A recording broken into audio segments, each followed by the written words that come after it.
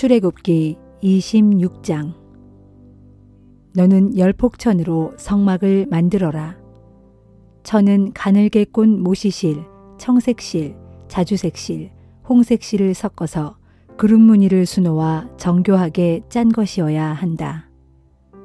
각 폭의 길이는 28규빗, 너비는 4규빗으로 폭마다 치수가 똑같아야 한다. 5폭을 옆으로 나란히 잇고 또 다른 5폭도 옆으로 나란히 이어라. 나란히 이어 붙인 천의 끝 가장자리에 청색실로 고리를 만들어 붙이고 마찬가지로 나란히 이어 붙인 다른 천의 끝 가장자리에도 청색실로 고리를 만들어 붙여라. 한쪽 폭 가장자리에 고리를 50개 만들어 붙이고 이와 서로 맞닿게 다른 폭 가장자리에도 고리를 50개 만들어 붙여라. 그런 다음에 금으로 갈고리 50개를 만들어 길게 이어 붙인 천 두 쪽을 서로 맞걸어서 하나의 성막을 이루게 하여라. 성막 위를 덮어 씌울 천은 염소털로 짠 피륙 11폭으로 만들어라. 천 한 폭의 길이는 30규빗, 너비는 4규빗이 되어야 하고 11폭의 치수가 모두 똑같아야 한다. 우선 천 5폭을 옆으로 나란히 잇고 나머지 천 6폭도 따로 나란히 이어라. 그리고 6번째 천은 둘로 접어 성막 앞에 들이워라. 한쪽 천의 끝 가장자리에 고리를 50개 만들어 달고 다른 한쪽 천의 끝 폭 가장자리에도 고리를 50개 만들어 달아라. 그런 다음에 노쇠로 갈고리 50개를 만들어 그 갈고리들을 고리들에 걸어 천막을 하나로 연결하여라. 남아서 처진 천의 반폭은 성막 뒤쪽으로 늘어지게 하여라. 천 폭의 길이가 성막 길이보다 남는 부분은 성막의 양쪽 옆으로 1규빗씩 늘어뜨려 덮어라. 그런 다음에 그 위에 붉은 물을 들인 수량 가죽으로 성막 덮개를 만들어 씌우고 또 그 위에 오소리 가죽으로 덮개를 만들어 씌워라. 너는 성막을 세울 널빤지는 아카시아 나무로 만들어라. 널빤지 하나의 크기는 길이가 10규빗, 너비가 1규빗 반이 되게 하여라. 널빤지마다 촉꽂이를 2개씩 만들어 서로 잇대어 세워라.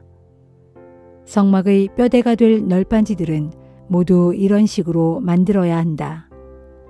성막을 세울 널빤지를 만들 때 오른쪽인 남쪽 가장자리에 널빤지 20개를 만들어 세우고 은으로 된 밑받침 40개를 만들어 앞서 만든 20개의 판자 밑에 붙여라. 곧 한 널빤지 밑에 촉꽂이 2개를 꽂을 밑받침 2개씩을 만들어야 하는 것이다. 각 널빤지 밑에는 이렇게 촉꽂이 2개를 꽂을 밑받침을 2개씩 만들어야 한다. 또 그 맞은편인 성막의 북쪽 가장자리에도 널빤지 20개를 만들어라. 그리고 은으로 된 밑받침 40개를 만들어 널빤지 하나마다 밑받침을 2개씩 각각 받쳐 놓도록 하여라. 성막의 뒤쪽인 서쪽에는 널빤지 6개를 만들어 세워라. 또 널빤지 2개를 더 만들어 성막 뒤 2 귀퉁이에 겹쳐 세워라.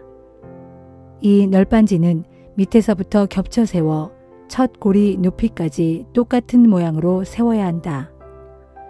이렇게 양쪽 귀퉁이를 널빤지 2개로 겹쳐 세우도록 하여라.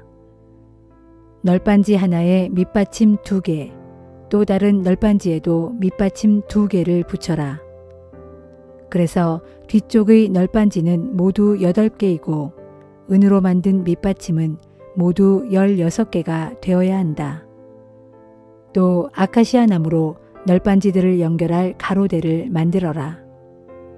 성막의 한쪽 옆면에 있는 널빤지들을 연결하는 가로대 5개, 성막의 다른 쪽 옆면에 있는 널빤지들을 연결하는 가로대 5개, 성막의 뒤쪽인 서편에 있는 널빤지들을 연결하는 가로대 5개를 만들어라. 널빤지 가운데를 연결하는 중간 가로대는 이쪽 끝에서 저쪽 끝까지 지나가게 해야 한다. 모든 널빤지들에는 금을 입혀야 하고 가로대를 꿰 고리도 모두 금으로 입혀야 하며 그 가로대들도 모두 금으로 입혀야 한다. 너는 이렇게 이 산에서 내가 너에게 보여준 모양 그대로 성막을 만들어 세워라. 너는 청색실, 자주색실, 홍색실, 가늘게 꼰 모시실로 휘장을 짜되 구름 모양의 무늬로 휘장을 짜라. 또 이 휘장을 들이울 기둥 4개를 아카시아 나무로 만들고 그 기둥들에 금을 입혀라. 기둥들 밑에는 은으로 만든 기둥 받침 4개를 받쳐 놓아라. 또 휘장을 끼울 금 갈고리를 만들어 달고 금 갈고리에 휘장을 끼워 밑으로 늘어지게 한 다음 휘장 안쪽에 증거궤를 모셔 두어라. 이렇게 해서 이 휘장이 성소와 지성소를 구분하게 하여라. 너는 지성소에 모셔 있는 증거궤 위에 속죄판을 올려놓고 지성소와 성소를 나누는 휘장 밖의 북쪽에는 상을 놓고 그 남쪽에는 등잔대를 놓아 상과 등잔대가 서로 마주보게 하여라. 그 다음에는 청색실, 자주색실, 홍색실, 가늘게 꼰 모시실로 무늬를 놓아 짜서 성막문에 들이울 휘장을 만들어라. 그리고 성막문에 들이울 휘장을 칠 기둥 5개를 만들되 아카시아 나무로 만든 후에 거기에 금을 입혀라. 그 기둥에도 금 갈고리를 만들어 붙이고 기둥을 받쳐줄 밑받침 5개를 만들되 각각 놋새를 부어 만들도록 하여라.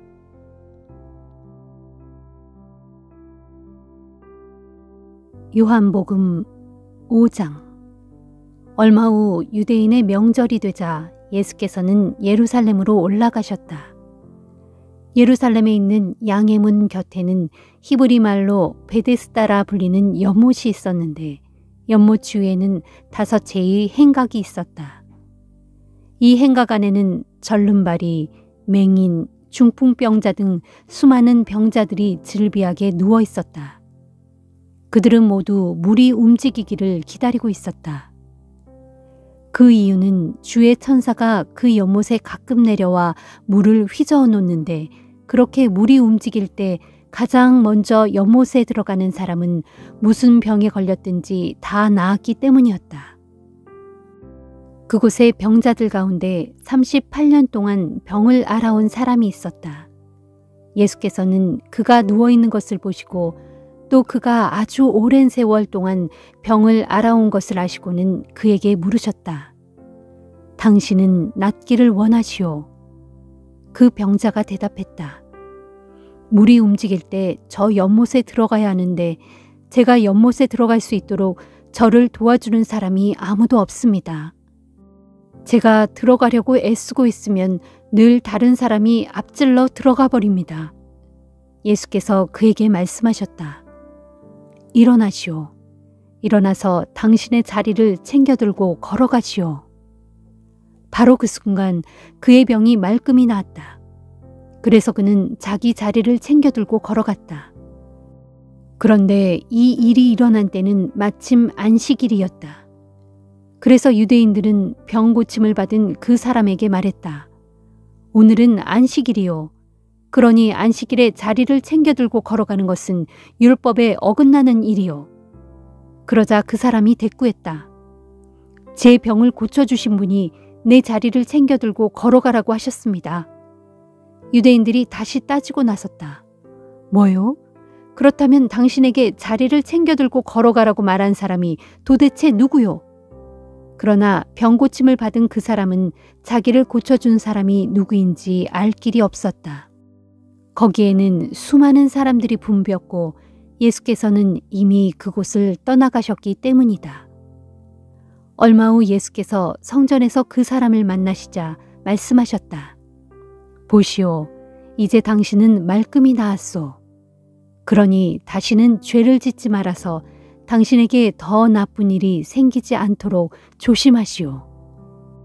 그제야 그 사람은 자기 병을 고쳐주신 분이 예수인 것을 알고는 유대인들에게로 가서 사실대로 말했다.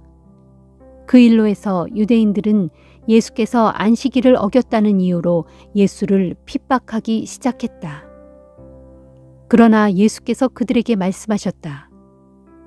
내 아버지께서 지금까지 쉬지 않고 일하고 계시니 나도 일하고 있어. 이 말씀 때문에 유대인들은 더욱더 예수를 죽이려고 단단히 별렀다. 예수가 안식일을 어겼을 뿐만 아니라 하나님을 자기 아버지라고 부름으로써 자신을 하나님과 동등한 위치에 두었기 때문이다.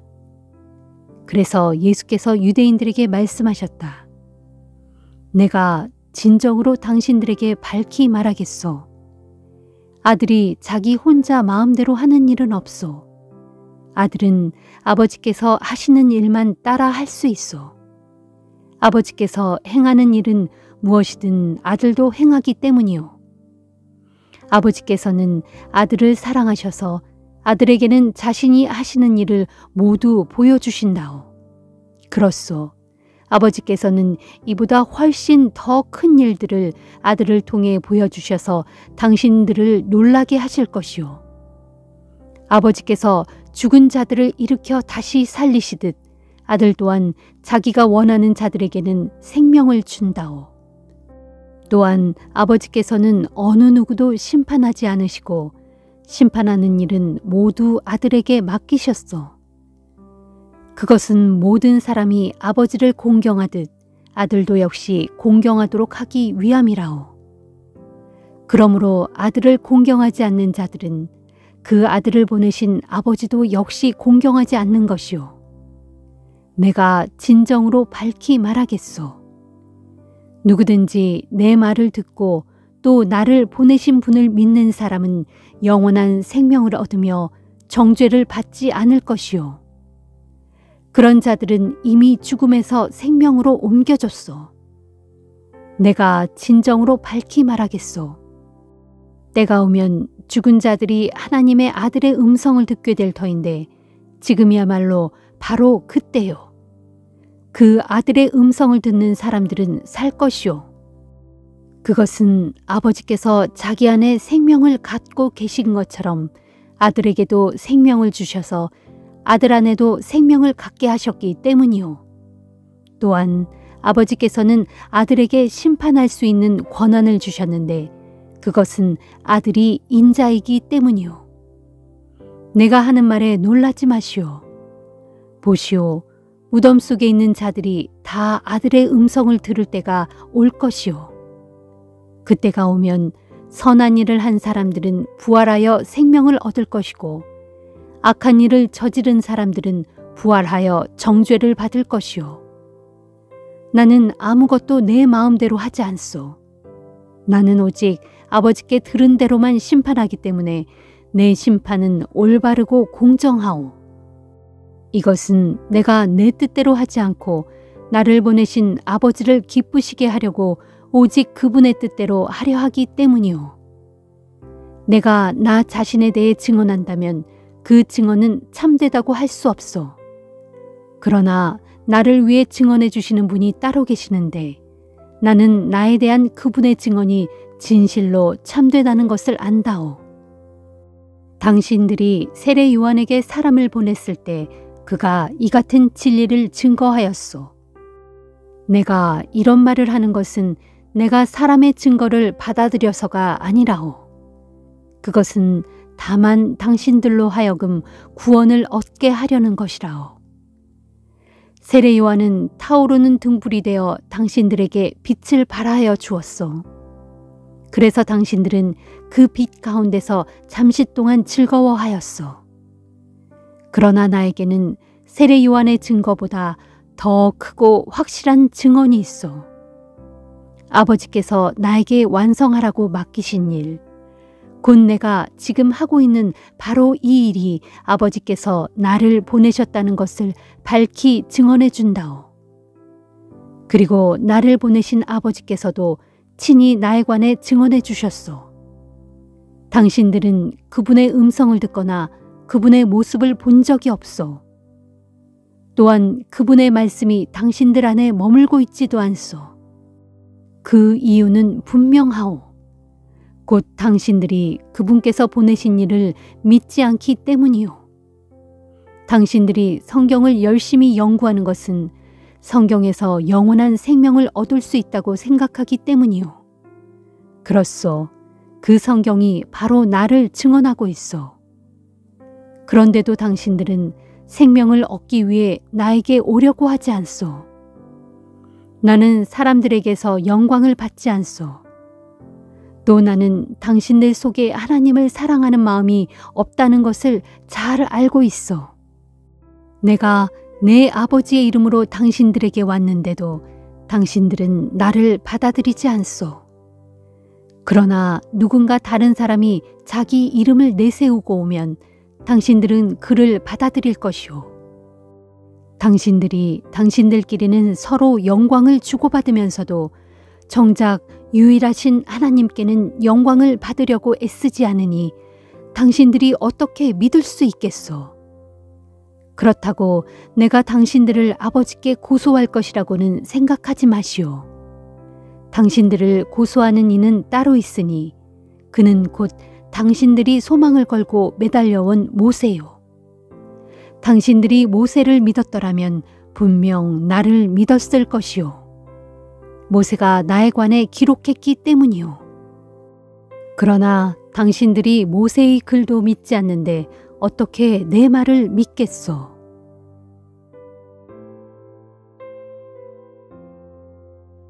잠언 2장. 내 아들아, 네가 내 말을 받아들여서 내 명령을 내 마음속 깊이 새겨둔다면, 네가 지혜의 귀를 기울여 네 마음을 깨우치려고 애쓴다면, 네가 힘써 지식을 추구하고 깨달음을 얻고자 애타게 부르짖는다면, 은을 구하듯 숨겨진 보화를 찾듯 네가 지혜를 힘써 찾고 구한다면, 네가 그렇게 한다면 진실로 너는 주님 경외하는 길을 깨닫게 될 것이며 하나님 아는 지식을 얻게 될 것이다. 그런 까닭은 오직 주님께서 지혜를 주시고 오직 주님의 입에서 지식과 깨달음이 나오기 때문이다. 진실로 주께서는 정직하게 살아가는 사람들에게는 분별하는 지혜를 마련해 주시고 흠없이 살아가는 사람들에게는 친히 방패가 되어 주신다. 올바른 길을 따라 살아가는 사람들을 보살펴 주시고 주께 충성하는 사람들의 길을 안전하게 지켜주신다. 그러면 그때에 너는 무엇이 옳고 의로우며 공평한 것인지 똑바로 알게 되고 아울러 모든 선한 길도 깨닫게 될 것이다. 또 지혜가 네 마음속으로 들어가고 지식이 네 영혼의 기쁨이 되어줄 것이다. 분별력이 너를 보호해 줄 것이고 깨달음이 너를 지켜줄 것이다. 정녕 지혜가 악한 자들의 길에서 너를 구하고 거짓말하는 자들에게서 너를 건질 것이다. 그들은 올바른 길을 버리고 어두운 길로 다니는 자들로서 못된 짓 행하기를 좋아하고 악하고 나쁜 짓 행하기를 기뻐한다. 그러므로 그들의 길은 구부러져 있고 그들의 행실은 비뚤어져 있다. 지혜가 너를 유혹하는 음란한 여인에게서 지켜주고 너를 꾀는 부정한 여자에게서 건져줄 것이다.